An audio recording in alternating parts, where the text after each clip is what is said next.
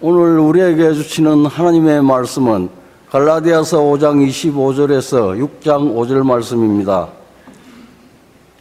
만일 우리가 성령으로 살면 또한 성령으로 행할지니 헛된 영광을 구하여 서로 노엽게 하거나 서로 투기하지 말지니라.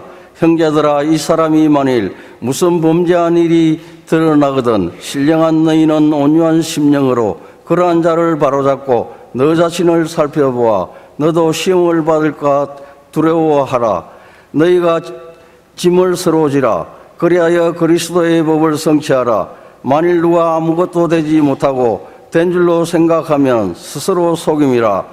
각각 자기의 일을 살피라. 그리하면 자랑할 것이 자기에게는 있어도 남에게는 있지 아니하리니 각각 자기의 짐을 질 것이라. 이 말씀은 살아계신 하나님의 말씀입니다. 아멘. 복음의 진리 15번째 시간입니다. 오늘은 복음에 기초한 관계라는 제목으로 말씀 나누겠습니다. 관계는 매우 어렵습니다. 나이가 든다고 하여서 관계에 대해서 어떻게 관계를 맺는 것이 좋다 지혜가 생기긴 하지만 그렇다고 해서 관계에 어려움이 있을 때 쉽게 대할 수 있는 것은 아닙니다. 관계는 늘 복잡 다단하고 여러 면을 지니고 있습니다. 많은 경우에 우리는 사람과 관계 맺는 것을 두려워합니다. 깊은 상처가 있었기 때문입니다. 나이가 들면 들수록 사람들을 사랑하기에 회의론적이 되게 되고 때로는 두려워서 숨기까지 합니다. 의미 있는 관계를 맺기를 포기한 채로 살아갈 때가 있습니다.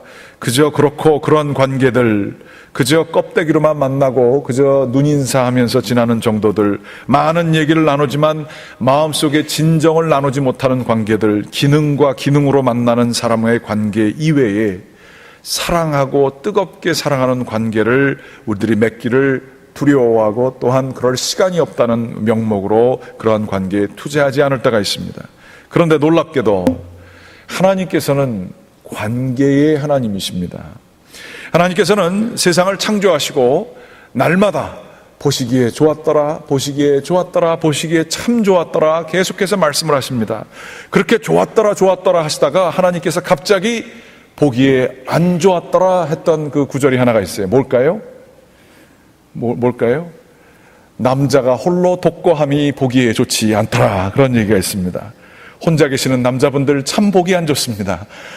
혼자 된다는 거, 외로운 거에 대해서 하나님께서 보시기가 안 좋으셨다라고 얘기를 하고 있어요. 그러면서 그를 위하여 짝을 마련해 주셨죠. 결혼이라는 제도, 가정이라는 것의 성스러움, 하나님의 창조 질서가 가정에 있음을 보여주는 얘기이기도 합니다만 그것보다 더 깊게는 하나님께서는 관계를 얼마만큼 소중히 여기시나를 잘 보여주고 있습니다. 하나님 자신이 성경에서 얘기하기를 하나님은 사랑이시라라고 얘기를 하세요. 하나님의 사랑은 어떻게 보여집니까? 삼위일체 하나님 자체가 서로 삼위 되신 하나님이 그 안에서 한 몸이 되셔서 깊고 충만한 사랑의 관계를 가지고 계셨습니다. 그런데 그 사랑의 관계는 그 안에서 머무는 것이 아니라 하나님께서는 저희 세상을 사랑하시사 그 삼위일체 되신 분 중에 예수 그리스도는 내려오시사 우리와 관계를 맺으시고 우리를 그 하나님의 사랑의 품 안으로 모든 세상이 들어오게 되기를 원하십니다. 하나님이 세상을 이처럼 사랑하사 독생자를 주셨으니 이 사랑, 이 관계의 충만함으로 나아가는 것, 하나님의 사랑의 관계를 우리 삶 속에 실천하는 것, 이게 기독교인들이 받은 축복이기도 하며 사명이기도 한 것입니다. 여러분들 관계 어떠세요? 관계 잘 맺고 계십니까? 좋은 사람들 많이 계십니까? 아니면 외로우십니까? 마음 터놓고 내 속 얘기를 충분히 하실 분들 계십니까? 혹시 안타깝게도 사랑을 나누고 깊은 교통이 있어야 될, 마땅히 사랑해야 될 사람들, 가정에서 남편과 아내가 얘기하는 게 지장이 있지 않으십니까? 혹은 마땅히 사랑해야 될 사람들, 교우들끼리 그리스도 안에서 사랑을 하기보다는 시기와 질투 가운데 있지 않으십니까? 우리가 이 관계에 대해서 오늘 깊게 생각할 때에 가장 중요한 관계는 예수 그리스도와 맺는 관계이지요. 예수 그리스도께서 이 세상에 오셨을 때에 그 분과 깊은 관계를 맺게 되면, 그리고 그 관계를 지금도 생명이 있게 유지를 하게 되면 이 관계는 저희의 모든 다른 관계를 변화시키게 할 수 있는 능력이 있습니다.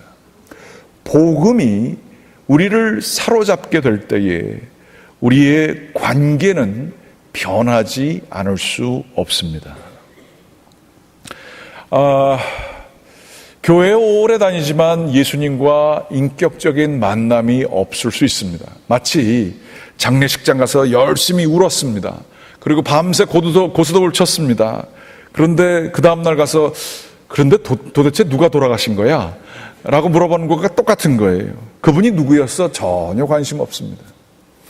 하나님과 예수 그리스도 성령님, 이분들과 함께 관계를 맺는 게 교회의 관계에 가장 중요하지요. 그런데 그 관계가 마치 먼 친척과 그냥 이름은 알지만 전혀 교류가 없는 관계로서 살아갈 수 있어요. 충만한 관계 속에 있게 되면 우리의 관계에 가지고 있는 모든 것들이 새롭게 해석이 될 뿐만 아니라 동력을 얻을 수 있습니다. 그러면 오늘 이 말씀을 보면서 복음에 기초한 관계는 무엇인가? 하나님께서 우리를 자유하게 해주셨습니다. 예수 그리스도의 십자가로 말미암아 우리의 공로 때문이 아니라, 우리가 잘나서가 아니라, 우리의 퍼포먼스가 아니라 하나님의 열심으로 우리가 하나님과 하나 되었습니다. 이게 그냥 이게 흘러가는 경우가 있어요. 그런데 이 말씀이 우리를 깊게 우리 마음속에 자리를 잡을 수가 있습니다. 이 복음에 자기의 그 가장 깊은 내면의 목소리가 거기에 앵커된다 그러죠. 거기에 영혼의 닻을 내리는 거예요. 그렇게 되면 이 복음이 우리를 점점 변하게 할 수 있습니다. 오늘 말씀은 복음이 주는 자유함에 대해서 충분히 설명을 하시고 나셨습니다. 갈라디아서 계속 보게 되었죠.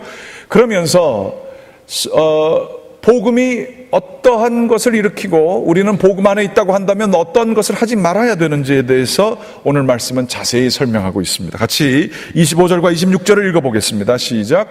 만일 우리가 성령으로 또한 성령으로 행할지니 헛된 영광을 구하여 서로 노엽게 하거나 서로 투기하지 말지니라. 거기까지만 보겠습니다. 여기서 집중할 단어는 26절에 노엽게 하거나 투기하지 말지니라라고 하는 단어입니다. 정확히 번역이 되긴 되었습니다만 그 단어가 가지고 있는 그 선명함이 우리에게 전달이 안 되고 있어요. 노엽게 한다는 것은 provoking, 영어로는 한다는 것입니다. 즉 남들보다 자기가 위에 있다고 생각하여서 밑에 사람들을 마구 대하는 겁니다. 그래서 그 사람들을 화나게 하는 겁니다. 또한 여기서 투기한다라고 하는 것은 envying, 무언가 부러워한다는 것입니다. 나보다 높은 사람들이 가지고 있는 것들을 바라보고 부러워해서 그것을 내가 가지기 원하는 그러한 마음을 의미하는 것입니다. 그게 투기라고 되었죠. 위에 사람이 밑에 사람 억누르고 밑에 사람이 위에 거를 바라면서 뺏으려고 하는 마음, 그것을 의미하는 것이죠. 이거를 왜 하느냐? 헛된 영광 때문에 한다, 이렇게 얘기를 하고 있습니다. 헛된 영광이라는 단어는 정확한 번역이지만 그 감을 좀 잡으려면 그런 것입니다. 영광이라고 하는 것, 대단한 능력이 있고 뛰어난 어떤 실제가 있게 되면 거기에 이제 우리는 영광을 돌립니다. 대단한 실력이 있으면 정말 대단하십니다. 어떻게 이렇게 이런 것을 하셨습니까? 감탄하는 거예요. 그런데 그 영광에 알맹이가 있어야 되는데 알맹이가 없다는 거예요. 영광에 실제가 있어야 되는데 그 실제가 알고 보면 아무것도 아니라는 거예요. 그게 바로 헛된 영광이라는 것입니다. 프로보킹과 엔빙, 노엽게 하거나 투기하는 것을 통해서 얻게 되는 영광이라고 하는 것은 알맹이가 없다라고 이야기를 해 주시는 것이지요. 그런데 우리는 이 헛된 영광을 위해서 수고합니다. 남들에게 뒤지는 것을 못 참고요. 그리고 남들이 가지고 있는 것을 우리도 가지기를 원하는 마음이 너무 심화돼서 우리는 그것이 인간관계의 갈등이 거기서부터 생기게 되는 걸 보게 돼요. 자기가 뭔데 나보고 이래? 라고 하면서 자기가 뭘 대단한 줄 아나 봐, 이렇게 생각하는 마음. 그리고 저 사람이 가지고 있는 것에 대해서 가능하면 끌어내립니다. 그리고 그것이 아무것도 아닌 것처럼 얘기하지만 그 깊은 속에는 부러움이 있습니다. 저거를 내가 가지고 싶다, 이런 마음들이 있을 수 있어요. 그러면서 그것을 차지하려고 싸우고 이러한 것들이 나타날 수 있는 것이지요. 갈라디아서 5장 15절 말씀에는 이러한 얘기를 하고 있어요. 자유를 받았는데 자유를 받은 자들이 육체에게 그 자유를 기회를 주지 말라라고 얘기를 하시면서 만일 서로 육체에게 기회를 줘서 싸우게 되면 물고 먹으면 서로 피차 멸망할까 조심하라 이렇게 얘기를 하고 있어요. 관계가 심각한 갈등을 통해 전쟁과 같이 되었을 때 서로 먹는다라는 표현을 쓰고 있습니다. 그래서 서로 멸망한다, 서로 먹고 먹히게 된다, 이래서 멸망한다는 이야기를 15절에 하신 경우가 있습니다. 기독교의 아주 20세기의 가장 대표적인 변증가이자 신학자라고 하는 C.S. 루이스라고 하시는 분이 쓴 스크루테이프의 편지가 있습니다. 이 편지는 스크루테이프라고 하는 악마의 대부가 되는 사람이 사람이 아니죠. 악마가 자기의 후배 되는 조카 되는 악마에게 아주 상상력이 대단하죠. 어떻게 하면 사람을 유혹하고 파멸시킬 수 있는가에 대한 노하우를 전달해 주는 거예요. 그러면서 사람들의 허망함을 잘 얘기하고 있어요. 그 얘기 중에 서문에 1966년도 판 서문에 쓰여져 있는 내용이 여기 이렇게 있습니다. 지상에서는 이러한 욕망을 종종 사랑이라고 부른다. 나는 지옥에서는 이것을 굶주림으로 인식하도록 만들어 놓았다. Love and hunger. 이게 같다는 거죠. 지옥의 굶주림은 더 극심하며 따라서 더 잔뜩 배를 불리는 일도 가능하다. 악마들이 인간의 영혼과 다른 악마의 영혼을 갈망하는 것은 바로 이 때문이다. 사탄의 꿈은 모든 존재를 자기 뱃속에 집어 삼켜서 모든 존재가 오직 그를 거쳐서만 나라고 말할 수 있게 되는 것이다. 이것은 인간을 도구에서 종으로 그리고 종에서 아들로 변화시킴으로써 마침내 해방된 인간이 완벽한 개성의 절정에서 얻게 되는 사랑으로 완전히 자유로운 상태에서 자신과 결합하게 하시는 하나님의 측량할 길 없는 은혜에 대한 오만한 패러디요, 그 나름대로의 모방이다. 좀 얘기가 좀 어렵습니다만 이런 내용입니다. 악마가 하나님을 흉내내는 게 있다는 거예요. 사람들을 힘으로써 모략으로써 자기 편으로 만들어요. 갈등을 일으켜요. 아이시스가 그런다 그러죠. 갈등을 일으켜서 이슬람과 기독교를 대립한 것처럼 하게 되면 이 폭력적인 아이시스가 전체 이슬람을 먹을 수 있다 그러죠. 이런 식으로 문제를 일으켜요. 가는 곳마다 갈등을 일으켜요. 그래서 사람들을 연대하게 하는 것 같아요. 그리고 자기가 지도자가 되는 것 같아요. 이게 테러리스트가 하는 건데 악마들이 하는 겁니다. 사람들을 긴장을 시켜요. 어려움 가운데 있게 해요. 그래서 자기 편으로 만들려고 그래요. 그 편에서 자기 편이 되면서 자기가 지도자가 되려고 하는 게 사탄의 전략이라는 거예요. 힘으로써, 폭력으로 사람들을 욕하면서 전쟁을 일으켜서 자기의 입지를 굳히려고 하는 것이지요. 그게 헝거라는 거예요. 그거 사람들을 잡아먹는다는 거예요. 오늘날은 이러한 악마의 손길들이 얼마나 많은지 몰라요. 테러리스트는 눈에 보여서 다행이지요. 세상의 정사와 권세, 자본주의 가운데 한가운데 있는 그 욕심 있는 세력들, 이 사람들은 우리를 빨아먹어요. 분명히 리세션이 있었는데 그것을 잘못한 사람을 지목할 수가 없어요. 우리는 거기에 빠져서 고통을 당하는데 누가 이거 모든 것을 일으켰는지 알 수 없어요. 욕심이에요. 욕심이 우리를 잡아먹는데 그것은 이루 말할 수가 없어요. 지난번에 말씀 나눈 것처럼 에피두미아라고 하는 것입니다. 자기 것만을 생각하는 거예요. 남들에 대해서는 조금도 관심지지 않고 책임지지 않는 거예요. 내 이름만, 그 사람들을 거기에 빠지도록 하는 사탄의 권세는 지금 우리들 마음도 지배하고 있습니다. 내 것만 바라는 마음. 나는 할 수 있을 만큼만 하겠다. 나는 내 것 가지고 내가 충분히 하는데 내 자유를 당신들이 뭐라 할 것이냐. 여기에 사탄의 목소리가 들어가 있는 거예요. 내가. 그러나 우리 주 예수 그리스도는 누구십니까? 이 헛된 영광이라고 했을 때 헛된이라고 하는 단어는 자기를 비운다, 비웠다라고 하는 표현인데요. 빌립보서 2장에 보게 되면 예수 그리스도는 하나님과 동등하셨으나 동등됨을 취하지 아니하시고 자기를 비워라고 했을 때 그 단어가 헛된이라는 단어와 같은 겁니다. 예수님께서는 남들을 다 먹으려고 하는 자세, 이것이 아니라 자신을 비우셨습니다. 그리고 세상에 내려오셨습니다. 심지어 음부에까지 내려가셨습니다. 자기를 내려놓으셨습니다. 그래서 사람들을 살려주셨습니다. 그 사람들을 노예에서 종으로, 종에서 아들로 변화시켜 하셔서 그들이 온전히 하나님의 아들로 성장하게끔 만들어주시고 자기는 서포트해 주시는 분이십니다. 섬김이십니다. 사랑이십니다. 기다림입니다. 자기를 비움으로 그들이 영광을 갖게 하고, 그들이 그리하여 우리가 이렇게 된 것은 바로 주님 때문에 가능하게 했습니다. 내가 그분과 하나입니다 라고 고백하게 하는 하나님의 놀라운, 세상을 다스리는 방식이 있어요. 섬김으로 하나를 되게 하시는 하나님의 놀라운 계획이, 그게 하나님의 역사하심이죠. 근데 악마는 그거를 꼭 비슷하게 하지만 다른 방법으로, 틀린 방법으로 한다는 것이죠. 이 헛된 영광을 구하려고 우리들이 얼마나 수고를 합니까? 내가 옳아, 내가 맞는 거야, 나는 존경받기 합당한 사람이야, 나 인정받을 사람이야. 이것 때문에 우리는 몸부림을 칩니다. 지난번에 혜민 스님이라고 하는 분에 대해서 제가 책을 이제 거의 다 읽었는데요, 완벽하지 않은 것들에 대한 사랑이라는 책 제목이 있습니다. 한국에서 얼마 전에 굉장히 유명했다고 그러는데요, 이분이 공부를 많이 하셨더라고요. 하버드에서 비교 종교학 석사, 프린스톤에서 종교학 박사, 그리고 미국에서 종교학 교수 7년간 재직하시다가 갑자기 다 그만두시고 스님으로 되셨습니다.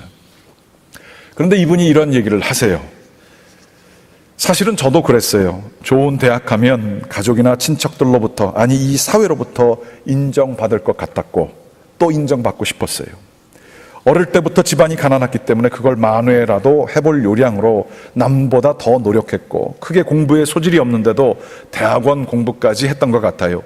물론 돌이켜봤을 때 그 생활이 불행하지도 않았고 후회스럽지도 않지만, 결국 제가 박사학위라는 경험을 통해 무엇을 얻었느냐고 스스로에게 질문해 본다면 정말로 솔직히 말해 교수의 삶이 이런 거였구나 깨닫는 정도였어요. 분석하는 학문 정도로는 근원적인 질문에 대한 해답이 나오지 않는 거구나 하는 것을 알아낸 정도입니다. 그래서 학문에 대한 집착이 결론적으로는 떨어져 나간 것 정도가 아마 공부한 거의 최고의 소득이었던 것 같습니다. 이렇게 얘기를 했어요. 제가 이 글을 읽으면서 야, 그 많은 세월, 그 많은 공부를 해가지고 그 돈을 들여서 얻은 게 이 공부가 대답이 아니구나, 그걸 얻었다는 거 아니에요? 여러분들은 그거 깨달으셨으면 돈 버시고 시간 버신 겁니다. 공부 잘해가지고 뭐 최고 되는 거, 그게 사람들의 인정을 받고 뭐 되는 것 같아서, 그거 하지 않으면 무시당할 것 같아서 하는 모든 것들, 가장 근원적인 것은 대답을 주지 못하는 거예요. 이분은 공부한 것의 마지막 깨달음이 이거 별거 아니구나, 그거 깨달은 것밖에 없다는 거예요. 최고의 소득이 그거밖에 없다는 거예요. 이분이 깨달은 것은 세상에서 이거 하면 성공한다, 세상에서 이거 하면 잘난 사람이다, 당신에게 누구도 무시하지 않을 거다, 당신의 존재가 인정받고 You are somebody, 그렇게 얘기할 수 있는, 그게 알고 보니까 헛된 영광이었음을 다 지나가고 우선 깨닫게 된 거예요. 헛된 영광. 남들에 비해서 뭔가를 좀 더 하면, 돈이 좀 있으면, 큰 집에서 살면, 좋은 차를 몰면, 돈 있으면 목소리에 힘도 주고 사람들이 나한테 굽신거리는 것 같으면 잘 되는 것 같지만 알고 보면 자기도 잘 알지만 그 안에는 아무것도 없다는 거예요. 허망하다는 거예요. 사람들이 어떻게 그렇게 돈 버셨어요? 어떻게 그렇게 좋은 집에서 사세요? 대단하십니다. 어떻게 그렇게 공부를 많이 하셨어요? 그거 영광을 받지만 그 알맹이는 아무것도 없다는 거예요. 그러나 복음은 뭡니까? 복음은 나의 그 공로들과 상관없이, 나의 어떠한 행위와 관계없이 하나님께서는 우리를 이미 인정해 주셨다는 거예요. 예수 그리스도를 통해 우리는 귀한 존재로 하나님께서 우리를 인정해 주시고 사랑해 주신다는 거예요. 이 메시지는 엄청난 메시지가 있어요. 이 하나님이 우리를 충분히 이미 사랑하고 계시는데 이것은 우리의 공로 때문이 아니라 하나님의 열심 때문에 되었다. 이것을 정말로 느끼게 되면 우리의 삶은 바뀌어지게 됩니다. 우리의 모든 관계는 바뀌어지게 됩니다. 저 사람이 나한테 어떻게 저럴 수가 있지? 내가 저 사람한테 해준 게 얼만데? 내가 어떤 존재인데? 이거를 증명하려고 평생을 보낼 필요가 없습니다. 나는 이미 하나님께 인정받았어요. 그것 때문에 목숨 걸 필요가 없어요. 우리는 그거 안 하는 것 같지요? 우리는 거기에 대부분의 시간과 마음을 씁니다. 전화를 통해서 사람들 욕을 하고 사람들에 대해서 비판을 하고 평가를 하는 대부분의 것은 provoking 아니면 envying입니다. 그리고 그의 결말은 헛된 영광입니다. 깨달아 알아야 됩니다. 우리 자신을 정말로 깊게 깨달아 알아야 합니다. 우리는 그렇게 죄인입니다. 그러나 복음은 이것과 정반대되는 이야기죠. 기도를 통하여 또한 이 복음의 메시지를 우리가 받게 될 때에 오늘 말씀 25절은 이렇게 얘기하고 있어요. 이런 것들 추구하지 말아라. 얘기하시기를 성령으로 살아라. 그리고 성령으로 행하라. 이게 뭔가? 뭐 그냥 뜨겁게 찬양하라는 얘기인가? 아니면 뭐 이렇게 뭐 이러는가? 조금 더 실질적으로 생각을 해보게 되길 원합니다. 우리는 관계의 문제가 힘들고 어렵게 될 때 분노와 미움이 우리 가운데 쌓이게 되지요.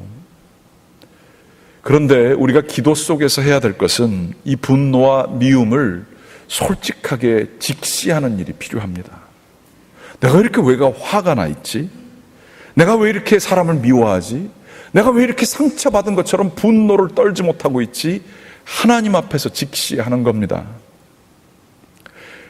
사랑하는 아이가, 어린아이가 탄트럼을 할 수 있죠. 막 그냥 울면서 난리를 칠 수 있어요. 근데 엄마가 더 난리를 치면서 걔를 막 때리면서 내가 너를 조용히 시킬 거야 막 이러는 엄마 없지요. 애가 난리를 치면 기다려주지요. 안아주지요. 애가 그냥 소리를 지르고 힘들면 걔에게 먹을 물을 주지요. 그러면서 그 아이를 위로하지요. 그 사랑하는 어머니가 그 아이를 바라보는 심정으로 우리가 우리 자신을 좀 바라볼 필요가 있어요. 왜 그렇게 몸을 발벌 떨면서 그거 무시당한 것 때문에 그렇게 싫어하나? 뭐가 나를 그렇게 분노하게 하나? 뭐가 나를 그렇게 절망하게 하나? 이것을 자기가 바라보는 것이 아니라 더 중요하게는 성령님이 나를 바라보시는 그 눈길을 느끼는 게 중요합니다.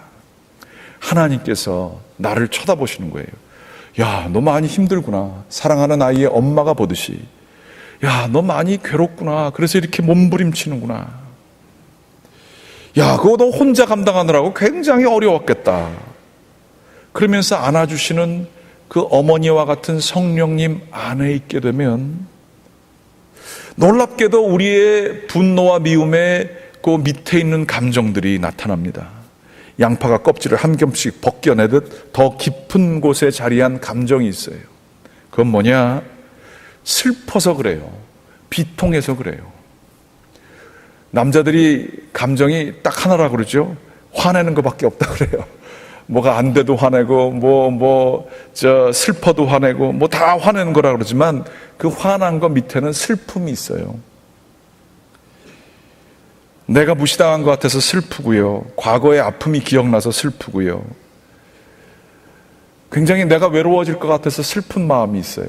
그리고 그거보다 하나 더 내려가면 아주 그냥 외로워서 찌그러져 있는 어린아이와 같은 모습이 우리 가운데 있어요. 이거를 이 기독교 상담 심리학에서는 내면의 아이라고 그러죠.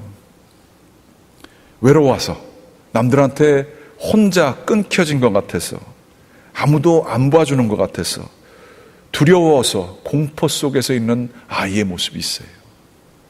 그런데 성령님 안에서 행한다는 것은 성령님이 이 아이를 무지하게 사랑하고 계심을 그 눈길을 기도 가운데에서 느끼는 거예요. 이거 좀 시간이 오래 필요합니다. 오랜 동안 자기를 바라보는 게 필요합니다. 그러면 신기하게도 굳었던 우리의 분노의 마음 뭐 이런 것들이 많이 녹아지게 돼요.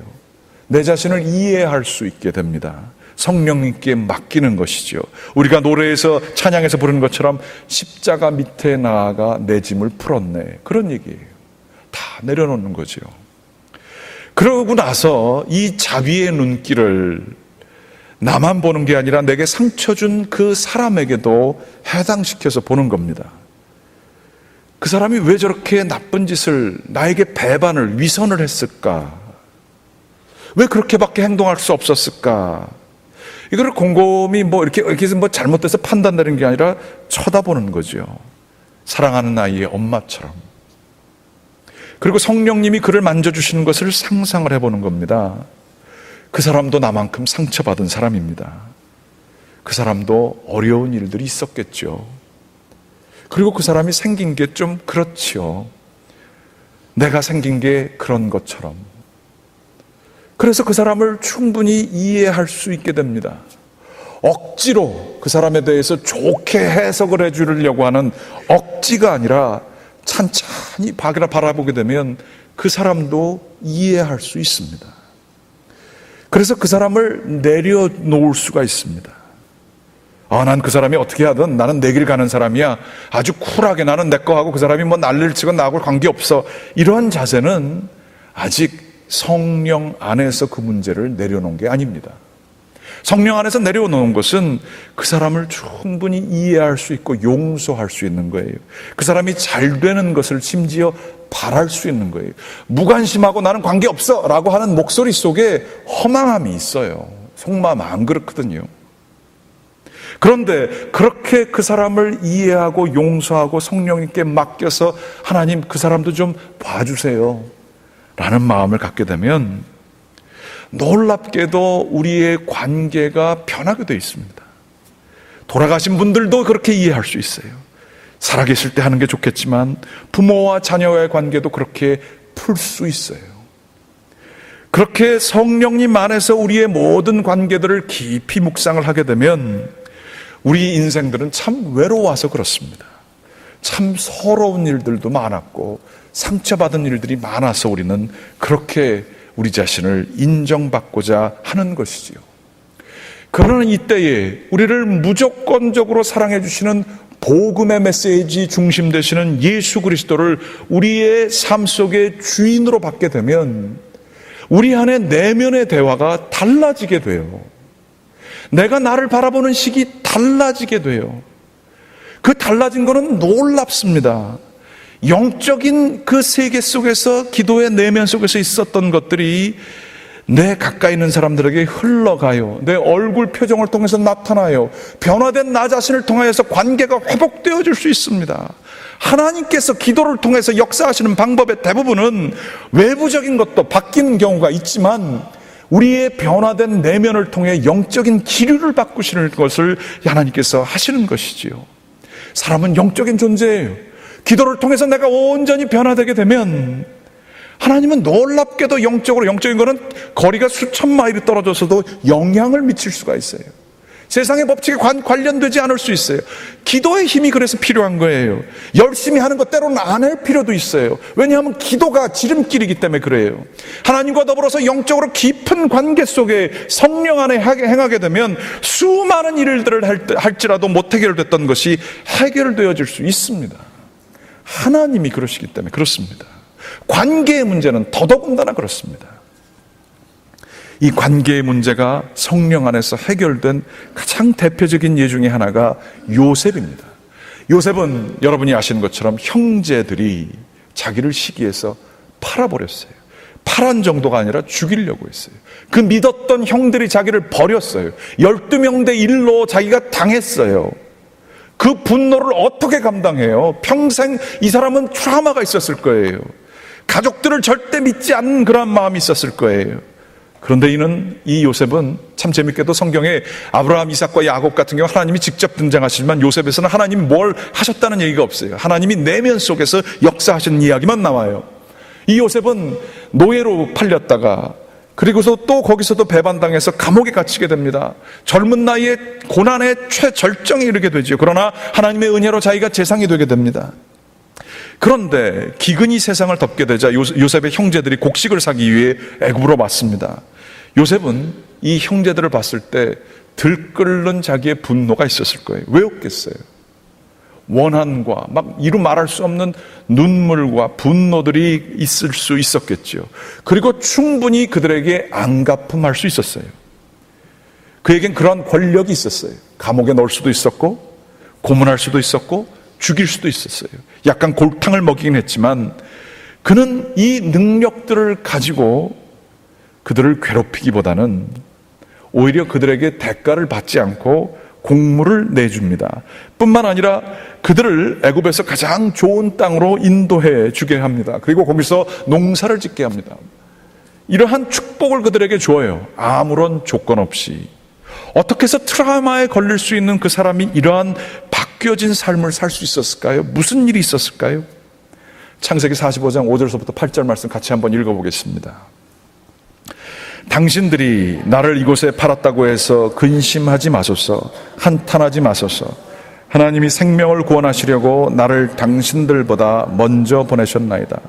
이 땅에 2년 동안 흉년이 들었으나 아직 5년은 밭갈이도 못하고 추수도 못할지라 하나님이 큰 구원으로 당신들의 생명을 보존하고 당신들의 후손을 세상에 두시려고 나를 당신들보다 먼저 보내셨나니 그런즉 나를 이리로 보낸 이는 당신들이 아니요 하나님이시라.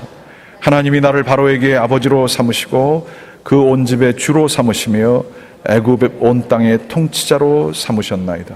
아멘.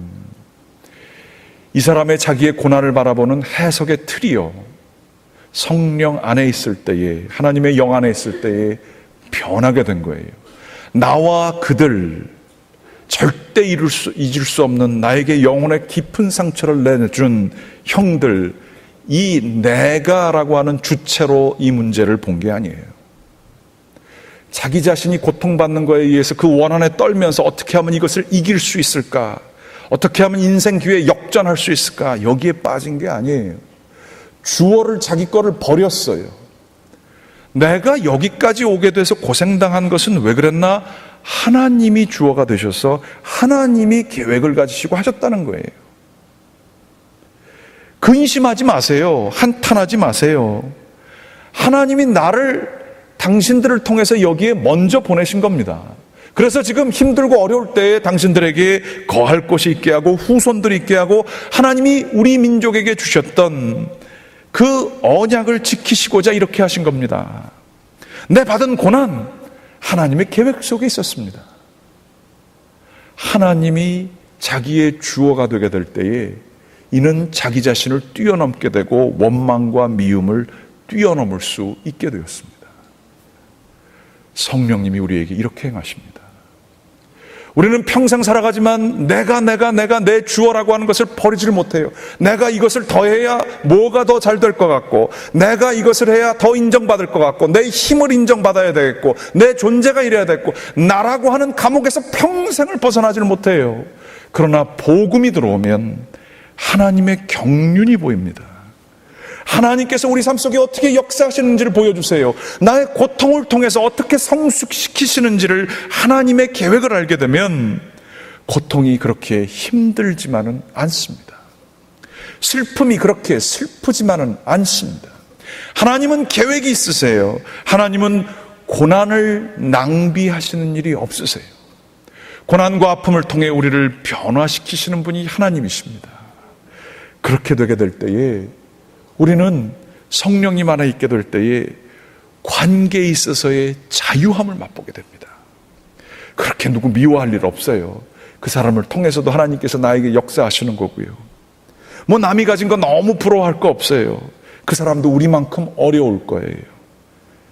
하나님과의 관계를 가지게 되면 놀라운 자유함이 생깁니다. 죽음마저도 하나님 앞에 가면 힘을 잃어요. 영생을 주시는 하나님 앞에 죽음의 문제를 내려놓게 되면 전혀 다른 해석이 생겨지게 됩니다. 자신의 죽음을 두고 두려워하지 않았던 수많은 순교자들, 주기철 목사님이나 그러한 그 순교자들이 했던 얘기예요.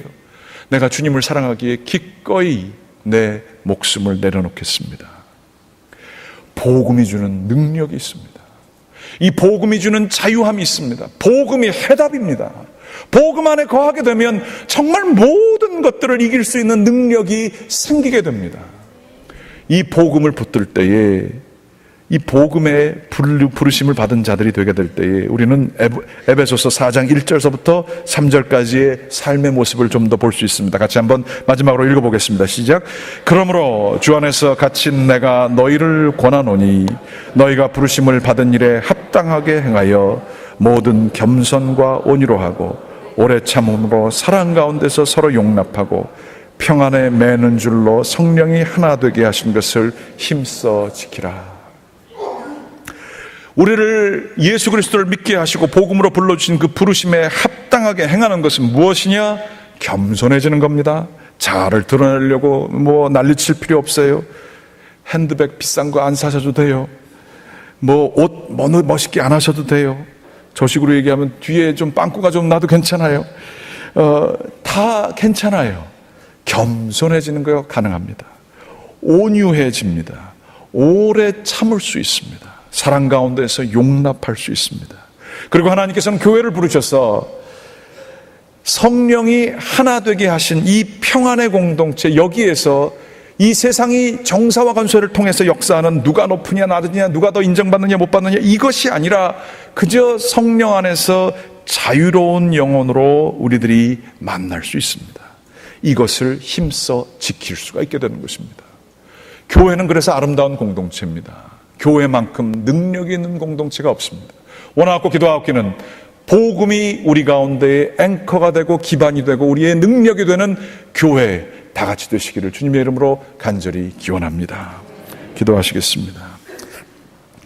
하나님, 주님 안에서 살게 도와주시옵소서. 성령님 안에 거하게 하여 주시옵소서. 주여, 저희들의 허망함을 깨닫게 하여 주시고, 주여, 오로지 주님의 복음이 저희를 사랑해 주신다는 그 말씀이 저희의 삶의 기반이 되게 하여 주시옵소서. 겸손하게 하시고 온유하게 하시고 사랑하게 하시고 이해하게 하시고 긍휼하게 하시오며 자비하게 인도하여 주시옵소서. 예수 그리스도의 이름으로 기도드렸습니다. 아멘. 다 같이 일어나시죠.